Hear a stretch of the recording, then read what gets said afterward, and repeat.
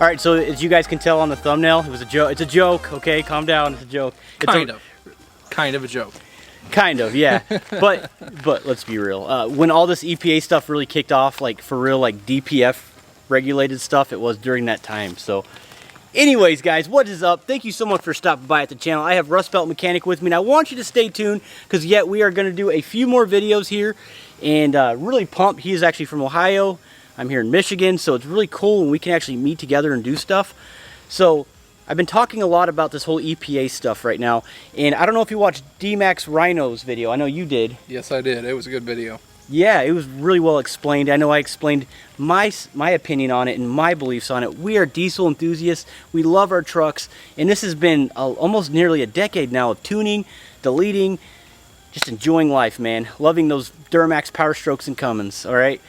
In our particular case, we own Duramax trucks, and we love them to death, all right? So this is my personal opinion on it. It's his personal opinion. But we got some thoughts to share because as of right now, they're individualizing very big names such as PPEI, okay? You know, you got others big names, Danville, Diesel Performance, you know, I can keep going on the list, Starlight, Ridge Runner, all kinds of different companies right now. We're not going to be able to tune our trucks. Well, I mean DPF, EGR, deleting or getting rid of those codes so we can actually efficiently run these vehicles without emissions. That's kind of what I'm getting at. That's a huge deal. So what is the future for us diesel enthusiasts that like to do performance stuff on our truck or just maintain longevity? So this is why I have Rustbelt Mechanic right here. He's got his thoughts, ideas, and opinions as well. So what are your thoughts when moving forward into this future of no deleting, no DPF, no EGR stuff? So my personal thought, first and foremost, is going to be that the government needs to butt out of everything. They get their nose in too many things too often, and whenever that happens, it just ends up going to crap because they have to make money on it somehow. So the first thing that comes to mind when it comes to this EPA scare with all of our diesel trucks is going to be, there's going to be a new age coming into it. Every performance kind of company out there is going to be forced to evolve or die with this, and it's going to be a pretty neat kind of thing to watch in this industry. I think it's going to be neat because of the fact that they're going to be totally changing the way they look at these anymore.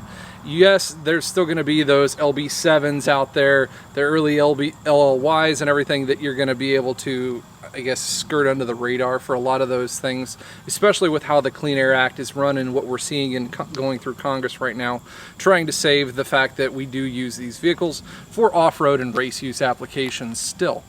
But the biggest portion of the market, I think, moving forward is going to be EPA mandated, and it's going to be regulatory safe things for tuning diesels.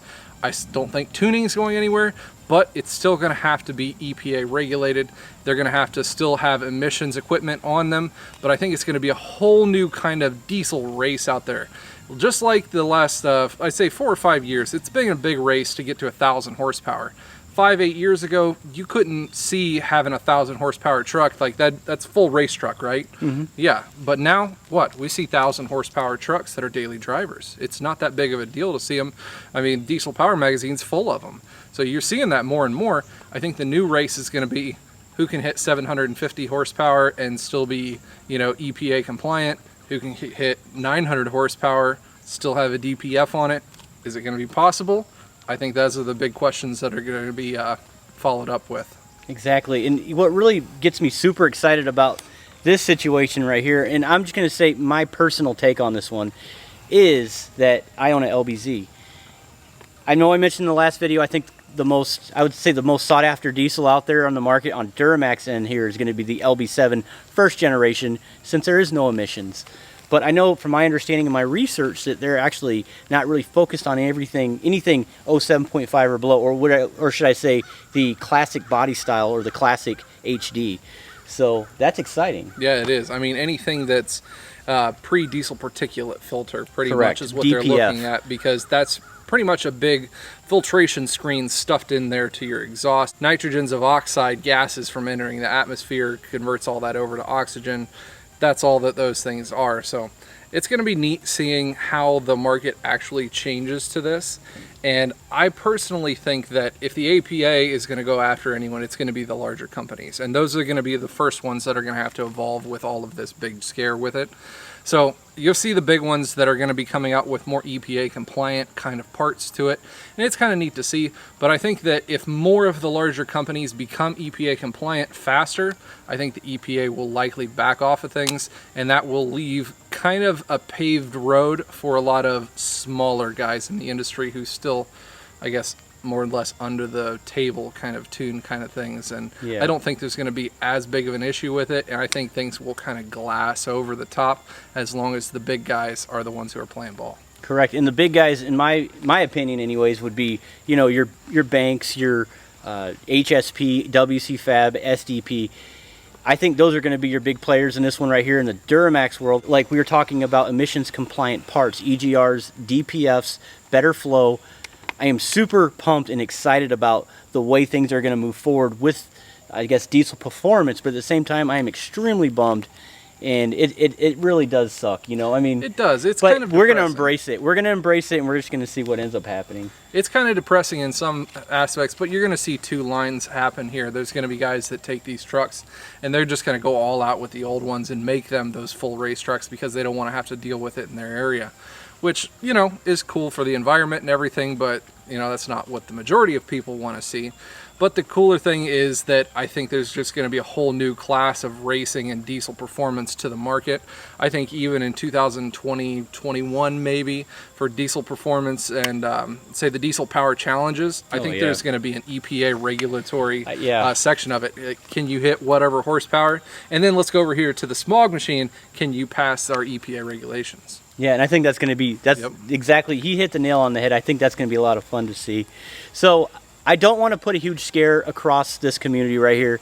If you have an LML, if you have an LMM or an L5P, so anything 07.5 or above, I don't want to freak you out, okay? I think it's going to show in a different sort of, you're going to be sort of put in a different class. If you've just bought or purchased a newer Duramax, don't be upset. A very exciting thing to see emissions compliance parts eventually moving here in the near future, and I think it's going to be sooner than you think. Yeah, like I said, it's going to be a whole new side to the market. We're going to see a whole new sales aspect to it. These guys who are actually going to be fixing their diesel emissions parts, I think a lot of the guys, they don't replace those and don't fix them in the first place. They delete them because the cost of them is astronomical. If the market comes through and a lot more people want them, the cost is going to come down on them. They're going to be a lot more affordable for the normal guy. And I think they're going to keep those things on more often just due to the fact that you're going to be able to keep warranties. You're going to be able to not break things nearly as much as, you know, questionable tuning here and there. I mean, there's a whole slew of things that we could get into, but, you know, more often than not, keeping things more stock is going to keep them more reliable. Exactly. And to drive our point home here, conclusion of this video right here is, my personal opinion on this one is this was derived strictly from politics. And at this time, we're going to embrace it. We're going to move forward. And I loved, and this is why I like Kyle on the video right here, is because I want to get a take from I want to get separate takes from other folks that are in this community that kind of are in the know as far as diesel performance truck parts. I want to know your side of things. I want you to load the comments up. Just tell me exactly how you feel. Tell me what you think I think, what he thinks. Let's just have a big discussion. So that's all the time that I have for today. I really do appreciate you guys watching the videos as always. And if this is your first time stopping into the channel and you have not subscribed, make sure you subscribe. And if you did subscribe already, do not forget to hit that notification bell so we can continue to post these awesome videos. Other than that, guys, I appreciate your time. As always, we'll see you on the next video. Take care. See ya. Oh, here we go. 500 foot-pounds?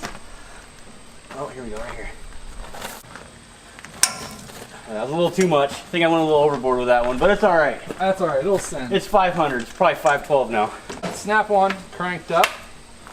There we are.